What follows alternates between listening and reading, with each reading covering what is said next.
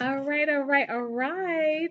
Welcome back to another colored conversation. We are live here today from the Beloved, and this is going to be a really this is an epic conversation that we're having today. Not just because of the content that we're talking about, but also because of the fact that we are going to be discussing some pretty interesting factors in regarding the the culture, the nation, and our people, our community. So we're right here, none other than Beloved Community. And I am joined by MX Media Group member. You want to introduce yourself, brother? Okay, yes, my name is William Dukes, and I'm the one that's trying to organize the Black Youth Congress, and we're here together to talk about some certain issues today, very important issues. So I'm Yes. glad she invited me in. Thank you very much. And welcome again. This is Brother William Dukes. Y'all know me. I am Courtney Omega. Welcome to again another colored conversation. Usually you can find these on Thursday, but now that I have the website and we can do a colored conversation anytime we like, I said there's no better time than the present because change is right now. So you know, tell people a little bit about the Black Youth Congress and that initiative, William. Okay, so Black Youth Congress is the idea of nurturing our young when it comes down to economical, cultural, the whole 9 yards. So we want to actually, our goal is to create a system for them or a program Mhm. where they can actually learn business, learn everything, learn it, and all of it, being prideful of their culture and who they are and where they come from and all of that, not abandoning that. That's very important. So, but basically, it is 90% economic based, 90% intellectual. She wants to sharpen the intelligence of our young. So, this is why it's important for us to create the Black Congress, the Elder Congress, to get it ready for them. So, basically, Absolutely. it's a whole 9 yard impact on our young. So we see Cooking with Sir Senior. You're in the room. Welcome. Thank you for joining us. And just continue to be engaged with this conversation because, again, you're only going to get a couple of minutes here on the YouTube channel. We are going to be moving over to the coloredonlycafe.com website. So make sure you do plan on following us over there if you want to. If anything resonates here, if you want to be a part of this conversation, make sure you follow us on over. I'm going to make sure we put the address up here so you all can make sure to continue to be engaged because this is going to be definitely a good one that we don't want to lose sight of what the agenda or what the purpose of YouTube and all of these social media platforms are for, right? They are in order to build up dialogue with people that you may not be able to connect with on a physical level, all the time. So, but since we're both here in the A, we are going to connect, but even with us being both here, it's very rare that we can get together. So this is a great opportunity to not only have this discussion, but also invite other people that may not be able to be here, even at this point in time that are in the A as well. So tell me a little, you did expound on what the Black Youth Congress did, but we had a great conversation this morning and things shifted. Tell me about that conversation that you had that inspired you to, have the conversation with me and the initiative that you have pledged to commit yourself to now. Actually, I had a conversation with a dear friend of mine. I was actually doing some work for her, and I do plumbing work. So, but as I was working for her, she was having this real concern with a young man that was 17 years old, whose mother has died, and father is unable to take care of him, and now he's homeless. And then she began to go into the story of there is a rise in the homelessness for African American children, and it hit me really hard. And I said to myself, why are we not impacting this? Why are we not doing something about this? What can we do? And because I'm asking the community the question, I'm gonna ask myself the question: why do I start something? So we need to start housing our young, even if we create a young homeless youth facility or something. Yeah. We need to start building something for them because I think it's tragical. So even think about a young person underage in the streets by himself. Yeah. Yeah. So And let's be very clear. The face of homelessness, it has changed, and this is a great, actually, even a very fitting. I always say, I walk in the spirit of divine alignment, right? Divine unity. It's very fitting for us even to be here today because as we're here today, a community service project that takes place here at the Community Beloved Church is they prepare sandwiches and notes of affirmation for homeless people. And some of those homeless people, we've had discussions over the last, couple of times that I've been here and I've been able to be a part of witnessing what they do with creating these packages. They have to be reminded from the organizers and the coordinators of this program that some of these notes are not going to people that are former drug addicts or people that have had addiction issues. Some of these notes are going to high school students. Some of these notes are going to people that maybe their same age. So it's not about having a bunch of, kind of a rhetoric. It's not about believing that, this particular, this cycle of poverty only affects people in a certain age group. right. It does not. It is affecting us generationally and it's affecting us systemically. Now, one thing that I have definitely been very vocal about over the last few years has been definitely the housing issue because when we talk about homelessness, right, we're talking about without people without a home, Right. people without a house, Right. people without the shelter. And even we for some reason we disconnect the realities of the lack of home ownership opportunities, affordable home ownership, and the lack of support when you are in a renting or in a pay to live matrix system. We disconnect that from homelessness. They're one and the same. What's going to happen if you can't afford to buy a house? What's going to happen if you don't get support services for the home that you are renting or the apartment or what have you? What's going to happen? What's going to happen is if you're evicted, where do you go? Where do you go? People act like, and I'm just speaking on this because personally I face this, I'm very, you all know, my viewers know, I'm very vocal and very transparent about the housing issues that I have even personally experienced and survived. I am an eviction survivor. My first year as being an elected official in the Coconut Grove community in Miami, Florida, I faced an eviction, and I was a single mother of two. I have never had an addiction. I have never been through any type of rehab or any type of programs. I don't come from a cycle because that's another thing too.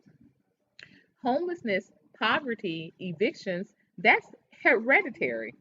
You are three times as likely to experience this if your parent has experienced it. That's right. And so the same thing with rent. I said a lot of us don't do nothing but pass on rent to these children. Who can pass it on? Because you can't pass on the jobs. You can't pass on, the cars, but you passing on, and I've heard people they're almost, what do I want to say? They're grateful that they were able to keep the same rent rate that their parents had. Wow. Wow. Can you imagine? I'm just excited that they're not raising the rent on me and they're allowing me to stay in the property even though my name's not on the lease. I've actually heard people celebrate this. And so like I said, I'm very vocal on it. But for a long time, I wasn't even putting it together that what housing, the lack of housing, is going to affect homelessness because of the fact that I hadn't experienced homelessness. I had never been evicted. I really just thought of these issues as being separate because when you talk about housing, you think about the fact that you must be able to afford housing, correct? And so I was just like, the only people that really care, or people that need to afford housing, are people that are with gainful employment, or have some type of wealth, So therefore, that homelessness is not an issue of housing. Housing is for people that can afford it. Homelessness is people that have been on drugs and people that are, I just thought of people being kind of like, honestly, just to be just to be clear, because we are getting into the mental health conversation today too. I thought these were people that couldn't maintain, you know, living in a structured type of environment or Right, system. right, right. But I'm going to tell you this, quite frankly, I've lived a lot of places, Philadelphia, Virginia, Arizona, of course, Atlanta, of course, Florida, but lived a lot of places, Charlotte, North Carolina. Some of the smartest people I've ever met are homeless people. Same You here. know, Same here. Imagine the freedom that you have with your life when you don't have the constraints of worrying about paying rent Oh and yeah. paying more. You got some freedom to think, to do. Purvis Young, a very famous artist from Overtown in Miami, Florida, was a homeless painter. People were buying his paintings for tens of thousands of dollars and didn't realize that this man lived under a bridge. Who got time to paint? Let's talk about it. Who has time to paint when you are trying to figure out how you're going to make ends meet and you dibbling and dabbling? We had a couple other people come into the room. Welcome, welcome. I see y'all are showing up for this. Yes, this conversation is very lit today. Lockwolf says we've seen it years ago in Bankhead community. That yes, that homelessness and housing are one and the same. And I tell you that idea blew my mind, and I didn't really face it until I was experiencing not having. I always consider myself. I said I don't have an address, but I'm not. Because I have a space. Mhm. But I lived in back of a shelter. It was an apartment. It was being a refurbished apartment, but it was the other side of it was a women's facility called the Lotus House in Overtown in Miami, Florida. And they I would volunteer on Thursdays because it was free food. I'm gonna be very honest. I would go and volunteer and get some of that free good food. They had personal chefs and everything over there in that center. But I would help some of the ladies fill out some paperwork. And that used to really jar me, because they would be like, oh yeah, I have to just check homeless, and they would say it so like it was nothing. And I was just like, I'm technically homeless too. Like, my address is being refurbished. It's not a real, it didn't have a real unit number. Of course it did for the sake of Uber and Lyft and all of that. But my name was not on a deed at that, on a lease at that apartment. And so technically I'm homeless. I'm just not living in the center, but I'm homeless. And so, but like I said, for a long time, sometimes that disconnect is because we don't want to see it. We don't want to address it. But speak, if you will, a little bit more about what you have seen and witnessed in Atlanta here, William, because you're a native here, correct? No, I'm just like Ohio. Oh, I've been Cincinnati, here Ohio. almost Okay, 20 something years. 20 something years. So you locked in. You're locked in. How have you seen this situation change? And I'm highlighting. I'm getting to everybody's comments. Thank you all for joining in and having being a part of this conversation. I'm going to be highlighting and pinning your comments. But tell us a little bit about how you have seen this situation change and how it has shifted. Well, the shift would be the increase of homelessness, especially for our young. I want to say this: 15 some odd years ago, I was homeless myself, so I had my own experience in it, and I realize even now that really the best person to help organize and form some kind of homeless facility would be somebody who experienced it. Right. See, because if you haven't Correct. experienced it, I it'd be agree. all theory. You know what I mean? You're So, disconnected. yeah. And that was the same thing with me. But go ahead, continue. That's the same I, thing with me. I so, was I was advocating, but until I lost my home, my belongings out on the curb in the front lawn, and I had a big beautiful home, honey. This wasn't no, drag down, they dumping at the dumpster. This was a big beautiful lawn, mm, past garden, my garden, mm, that I paid to have planted, past my wow, picnic benches. wow, wow, Go wow, ahead. Look, wow. I'm being Well, nostalgic. see, so it's like with experience being out there. It's like how to serve, how to help. You know what I Hmm. mean?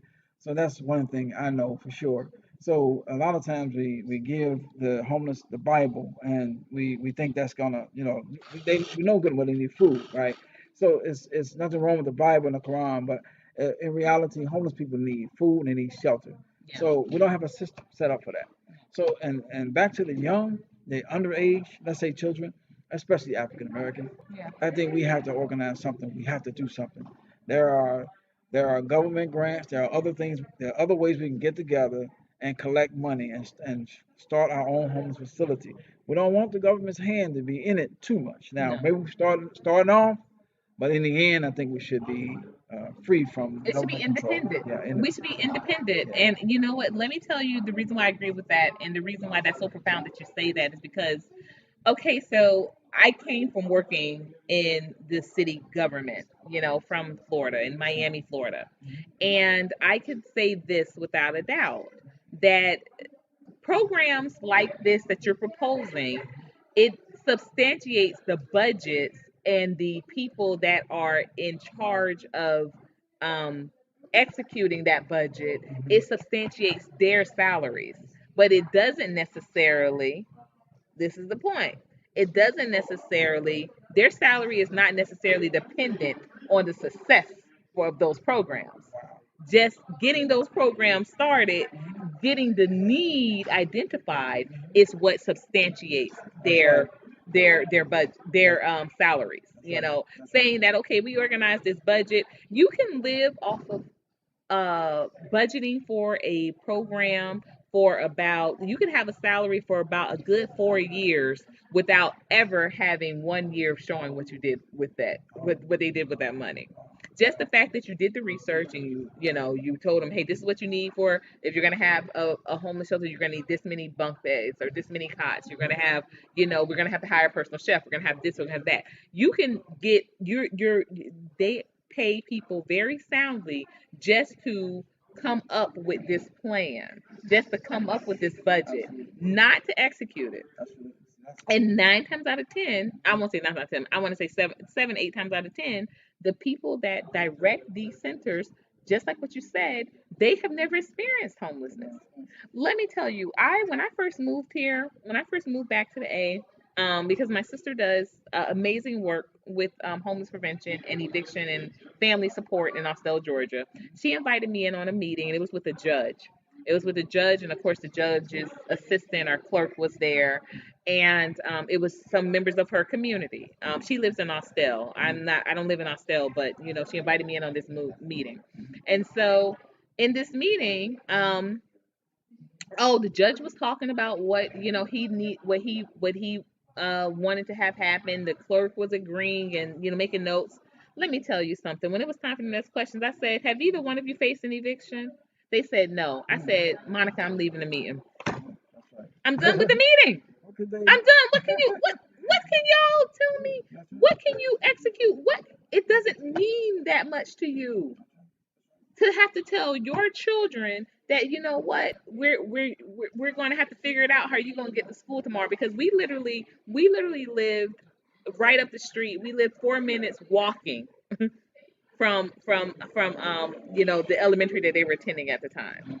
We live, no, I'm sorry, 7 minutes walking, 4 minutes driving from, it was a straight shot, literally a straight shot. And I said, this is not a conversation I ever had to have.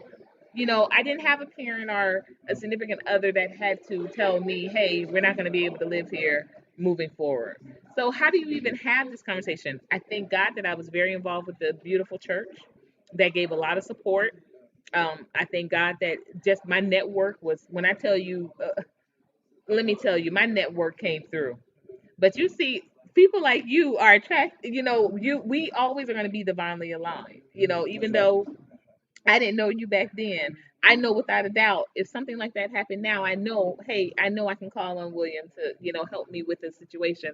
And this is what you don't think about. You don't think about friends that are going to help you in the event that you become evicted, in the event of eviction. That's another. Let me write that down. Is my pen over there? In the event. Let me use the pen. In the event of eviction, because it is an event, y'all.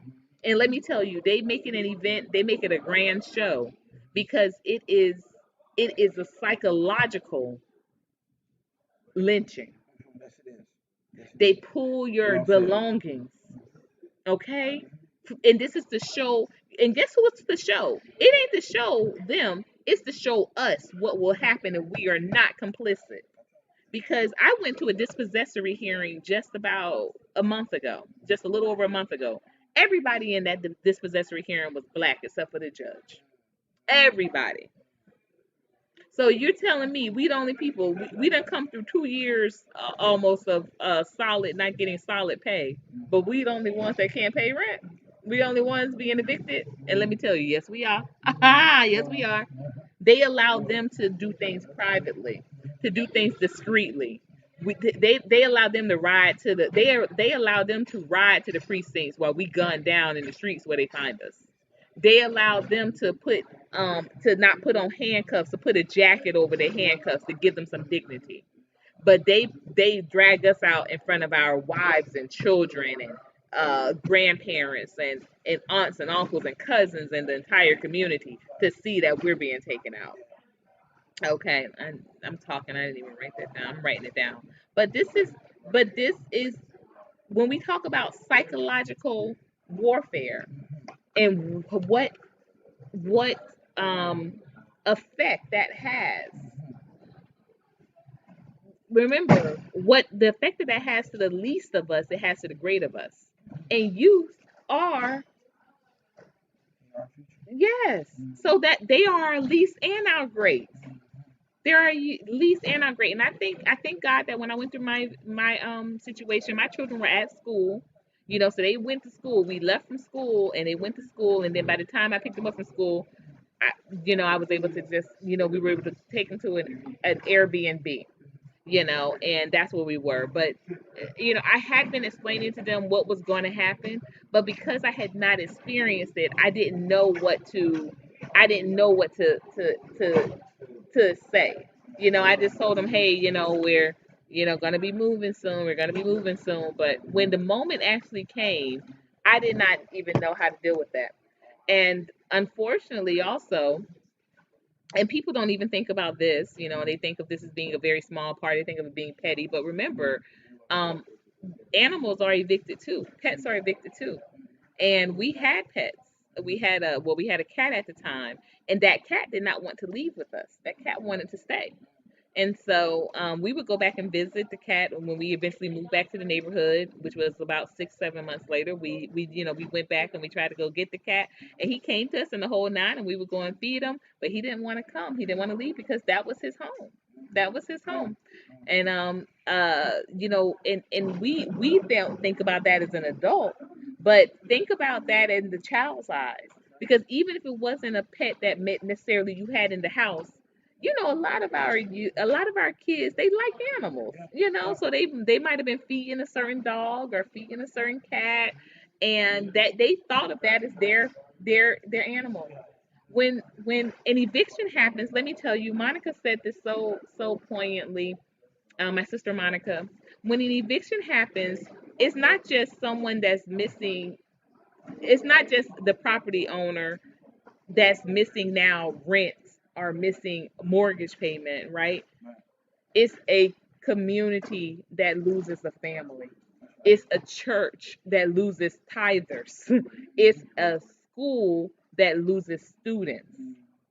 Okay? It's a neighbor that loses a friend. That's what happens when it's evicted. It's more than just the property manager that loses money. It's a family that loses a home. And we get too complacent with the system of it. Yes. you know I know some people that, like, they know already every year they're going to have to move, or every year they're going to have to do, they're going to have to put some taxes together, and then they go back and forth between certain complexes. Right. They move Right. back and forth. Right. Every Right. 2 years they go back and forth. Right. And imagine that for the children, the cycle of dysfunction, the cycle of dysfunction that we familiarize them with, that we normalize, you know. And so when they get to college and they're talking to roommates, and I'm looking around because all these lovelies are at college. Um, like for example, when I went to Florida A&M, went to FAMU, and I didn't realize that people literally had to pay their way through college. I thought if it, you had parents and scholarships. Yeah, yeah, Everybody has parents and scholarships. I met two people that literally were paying their own way through college. So when you talk about homeless youth,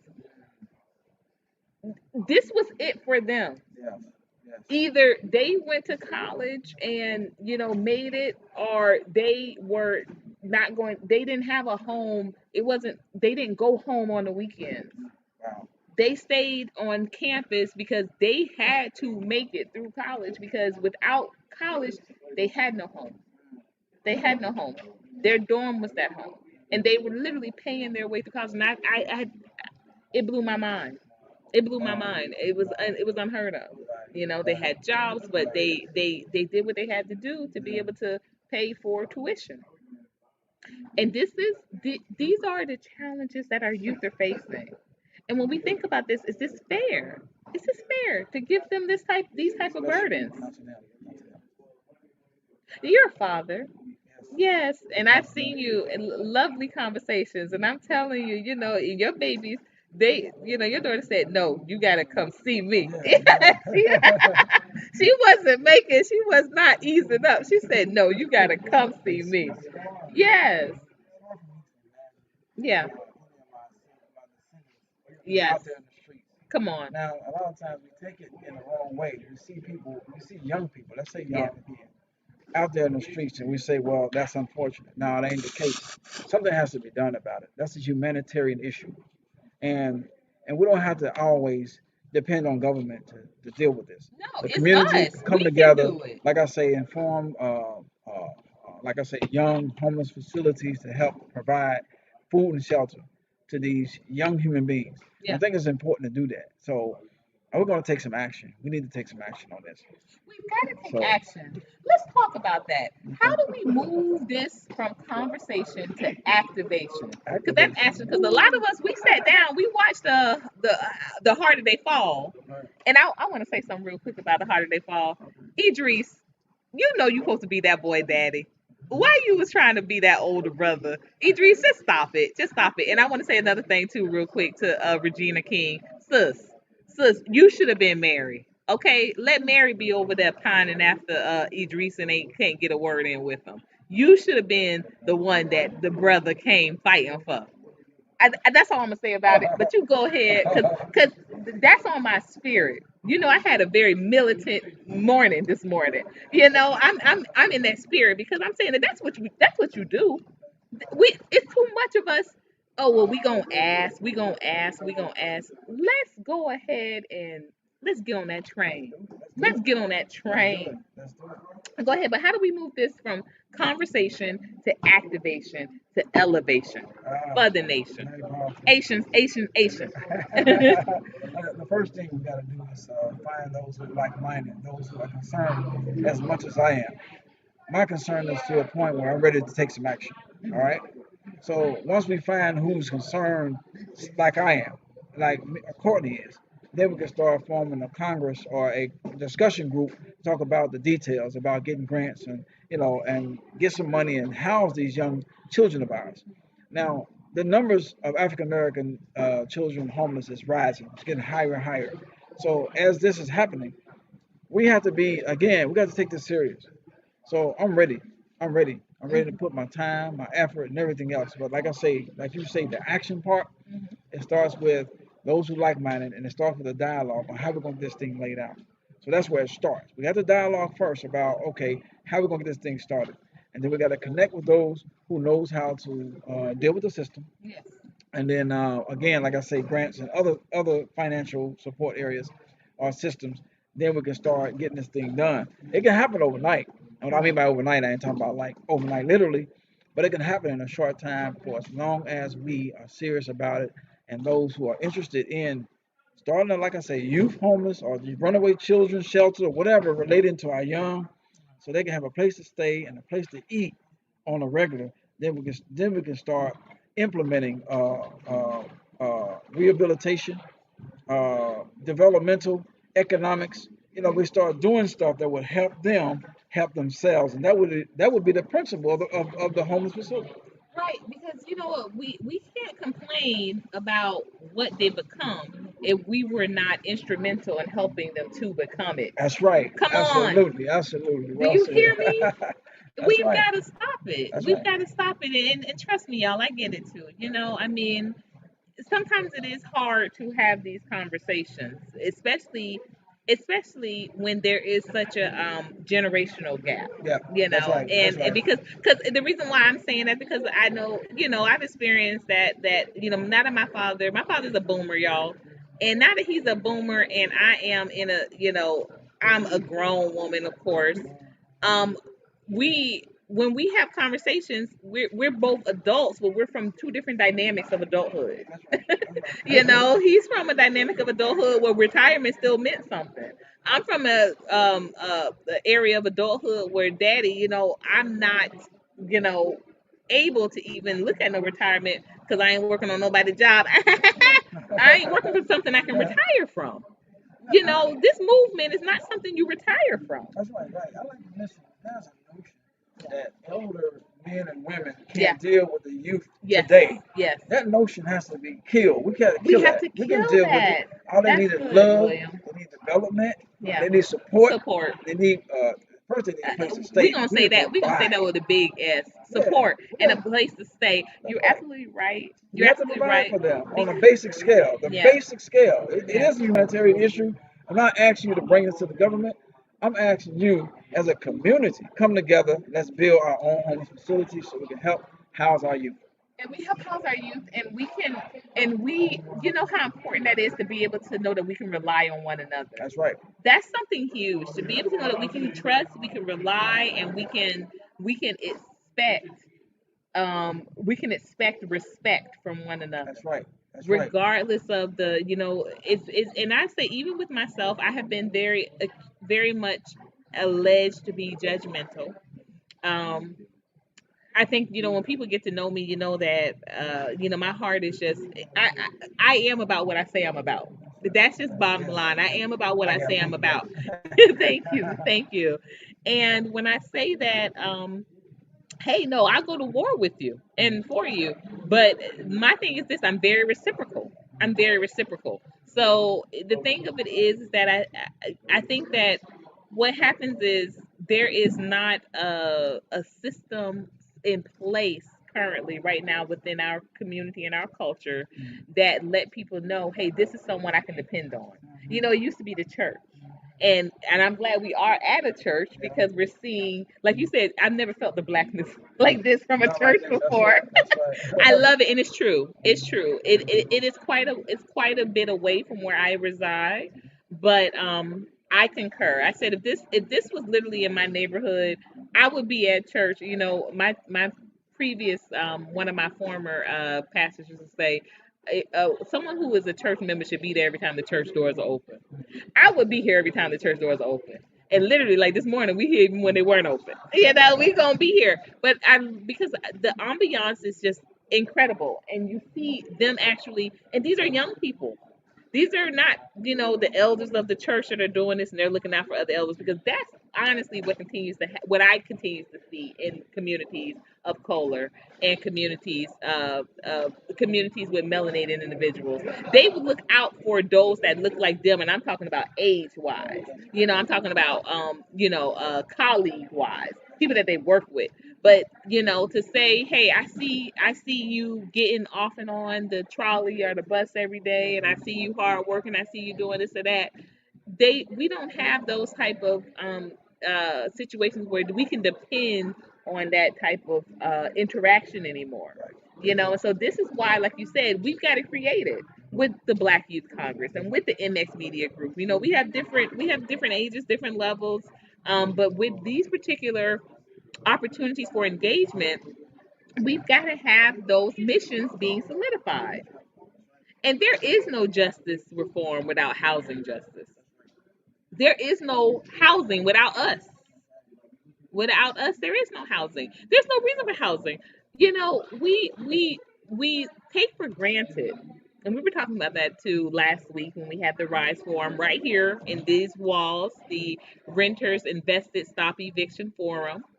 Um, but we were talking about that you know what, if we need to understand and appreciate the uh severity, that's what it is, the severity of the fact that we are responsible for 70% of the renting industry.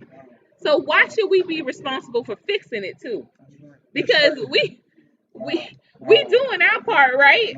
We're not even, we're the minority as we're told. So, but we're the minority, but we are paying, we are 70%, we're 70% of the rental industry. The rental industry is on our backs.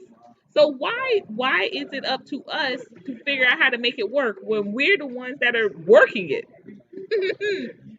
You know, a baby don't have to figure out how it's gonna get its milk. You know, they gotta get that titty up to that mouth. You know, and I don't care. Anybody can come for me with y'all whole transgender da da da da. No, no. You know, the baby don't have to figure that out. You don't leave that to say, oh, well, the baby need to need to figure something out. You gotta, and I don't want to just compare us as a nation to being infantile, but when we really do the math, and it's something that some of us don't want to do, respectfully, we don't want to do it, but when we really do the math and we talk about, well, we're homeowners and we're this and we're that, no, we ain't. No, we ain't. Property couldn't own property for how many, for 200 years, literally we were considered property. That's why there are estates right now with our name on it, with our last names on it, that we have no connection with, because property could not own property. So we went from, this is the system, we went from slaves to being sharecroppers, to being tenant farmers, to being tenants, to being homeless. Wow. Wow. Wow. There you go. There you go. And if that don't make you want to do this That's right. and this That's to the right. system, That's right. because that's the process. That's the process. There was no rent. There was no mortgage. There was no eviction before slavery ended. Imagine that. So when you say, oh, well, everybody pays rent, no, they don't. They allow people to live. They give people access to your properties, properties that they were stolen from your families. They allow people to live in those properties for free. There he goes, the man himself, Trap. Um, so Snuggle says making it work is not the problem. The situation is commerce. We do have to know what's going on. Trap is now behind the camera. He behind the camera on the side. This is a real live moment. I love it. I love it. So it says making it work is not the problem. The situation is commerce is changing, and what you have is obsolete. So people are becoming obsolete. Commerce is changing. The black body has always been the commerce. I don't care what you say about Bitcoin. I don't care what you say about a Cash App, about a PayPal. The black body was the first thing traded on the stock exchange. A black pregnant woman, We're in the first thing insured.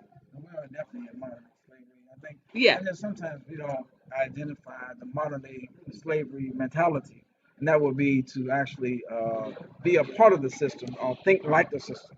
Sometimes the system wants you to think a certain way, and if it ain't white, it ain't right. So that still exists. Now, no matter how controversial it is truth, right? So, like I say, my heart is to be able to rebuild our community. I'm talking about African absolutely. Americans. So, the first people that we can at least start with, and everybody should agree with this, is our young. Our youth, correct. So, African American youth, And I'm underneath. gonna get to that too. Mark Max says, "What about before slaves? You missed that part." Oh, I didn't miss nothing. Trust me, I know the journey. our journey doesn't begin with slavery. I'm talking about in this nation. Well, and I'm then the not point. talking about and trust me, I address. But if you wanna, just let me just say this: I address what we can be doing, and also having conversation and activation with African countries. Okay, but I am talking about what has happened since we've been here, and I'm talking about evictions. I'm talking about redlining. I'm talking about the inflated loans. I'm talking about us paying 30 to 40% more. I'm talking about total communities and nations being destroyed, and our properties being given and being commandeered by other demographics that are still standing and profiting from those today. So I'm talking about the journey here. You can talk about the journey prior to, whenever you want to talk about it. I'm talking about as it stands here today. There was Fuck that rent. there was a conversation. I just want to share real quick because I just kind of want to respond to what the brother is referring to. A conversation between a youth and an elder.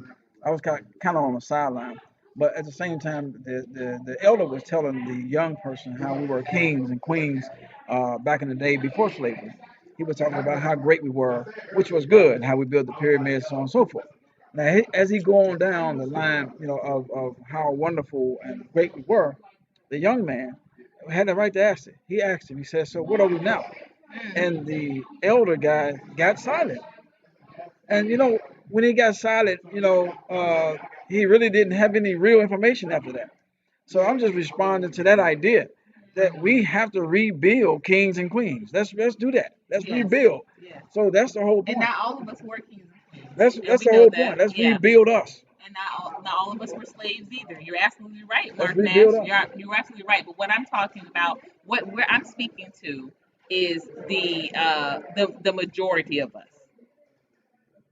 And the Oh no, reality. I'm gonna be emotional. And the I'm reality that gonna we be face. emotional. You said it ain't no, it Reality. ain't no, it ain't no Reality. reason to be emotional. It is. It is, because we got homeless, As, we got horrible problems, and it starts with housing. So it's a reason to be emotional. I'm gonna be. as a realist like myself and Courtney, we deal with matters in a real sense. That only means whether it's racial, we deal real, right? So if you No, have hundred this percent. picture, if you have this picture, right, of the way things should be, right, and you try and live a life based on that, I ain't going on what it should be. I'm going on what it is, and I What it want to is. change it. I can change it to your moral idea. That's cool. But right now, the reality is what we face and discuss Right. without fear and without favor. So that's the whole point. I like that. Yeah, Without fear and without favor. That is the point. That is the point that we have to deal. What we're dealing with now is that homeless rates are rising, that's right. and they're not just rising for women. They're not just rising for men. They're rising for children. They're not just rising for people that didn't go to college. They're rising for people that did go to college. They're not just rising for people that are employed or unemployed. It's rising for people that are unemployed, employed. The demographic of us is the only thing that remains consistent in that system. That is African Americans, but it's African Americans of all ages. It's African Americans that have been employed. It's African Americans that are employed. It's African Americans that have that have children. It's African Americans that don't have children. Right, It's African Americans that have been on drugs. It's African Americans that ain't been on drugs. right, It's African Americans with mental health issues. It's African Americans with no mental health issues. The only thing consistent in the numbers, as the numbers are rising, is that it's us. that's right. That's right. It's us. And so we're going to be closing this out, but this is not going to be the last time we are having this type of conversation. If you want to support if anything that we have said has resonated, and you want to support what Brother William is speaking on with the Homeless Youth Center, if you want to support anything that is going on, again, that we have been discussing, this is how you do it. This is how you do it. You support by liking this comment, by sharing, by being involved in these conversations, and by absolutely contributing and investing to these boots on the ground efforts. Because we're doing this real time. This is not something that I'm just spitting out here onto people in the YouTube world and or the this the atmosphere, as they say in the I'm out here doing this work, organizing and mobilizing on a daily basis, organizing and mobilizing to do what? To bring about a revolution. So if you wondering, okay, well, how is that going to help? How is that? If you have to ask how is that going to help you personally, I think that honestly, this is the wrong question, because we're talking about us as a nation. We're talking about us as a nation, us as a group. And so even like I said before, I had faced an eviction. I didn't really put the two together, but now is the time for us to connect more than any. We've seen what happens when we've seen what happens when the world stops, and we saw what happened, the demographic that was most susceptible. Evictions didn't stop for some communities. They didn't stop for some communities, and also it wasn't the first time that some of our communities have experienced being unable to pay for everyday items, of not having access to those items. Wow. So, in that same breath Mhm. that we were able to experience it, we were also able to see that if we work together, we can overcome it. That's right. That's right. Go ahead, Brother William. I've done counseling sessions. I just want to share a food of thought. I've Yes. done counseling sessions with young people, underage and young adults. And one thing I want to share is that most of them, when I try to go into what the problem is, and with my desire to help them, most of them are saying no one cares. And then, this is the problem. This is the problem. See, so we have to learn to care, because a lot of us, especially the elders, especially those who are able, financially and otherwise, we have to learn to care for our young and not abandon them. There's been a complete disconnection between the elder and the youth, a complete disconnection. And the elders, like I said earlier, there's a notion that the elders, the black elders, can't deal with the black youth. They too this or too that. See, that's the problem. See, I'm ready to hit it head on. Our young need love from us, Yeah, and we need from to us. be fearless. We need Right. to not be afraid to help them, and not be afraid of anything else. But it's time for us to form programs or organizations to assist and serve them. And it's time. It really is. And I really mean it from the bottom of my heart. But stay connected with Courtney on this, and she Absolutely. connect with me, Absolutely. and we can get this thing started. It all starts with dialogue. We got to talk about how the program will start. I want to house our children. That's what I want to do. Active African and American vigilant. children need to be Absolutely. housed.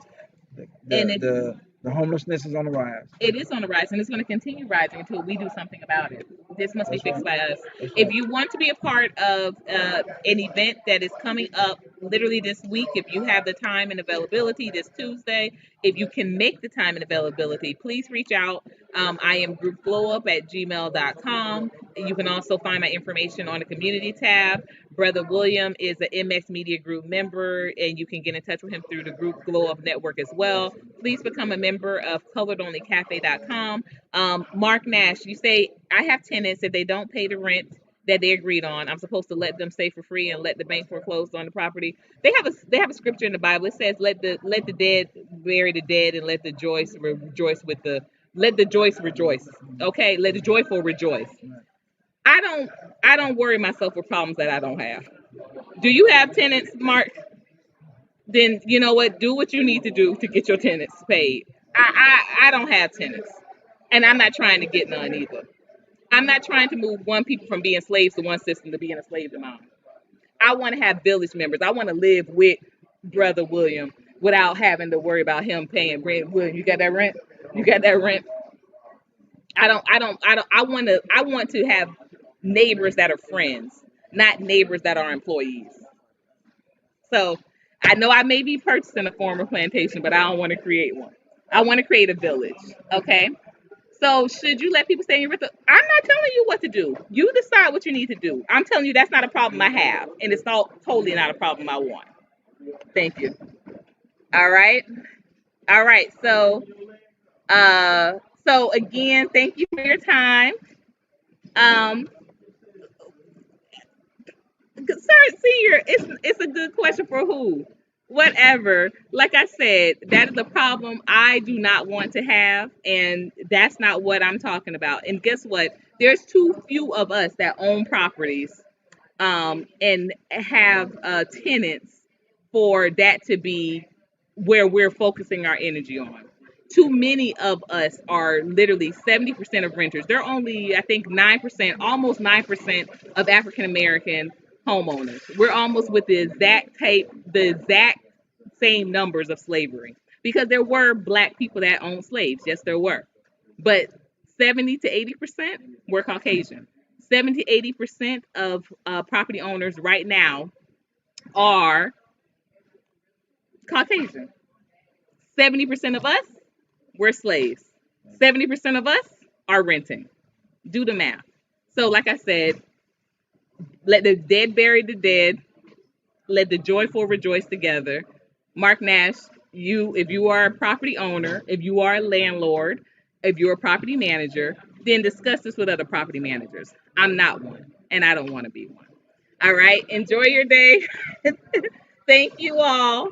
If y'all want to become a member of the village, please let me know. If y'all want to become a tenant at Mark Nash's properties, let him know. All right, get on over to his channel. All right, thank you all. Thank you for coming on. Until next time, y'all know what to do. Keep your X's up, glow up.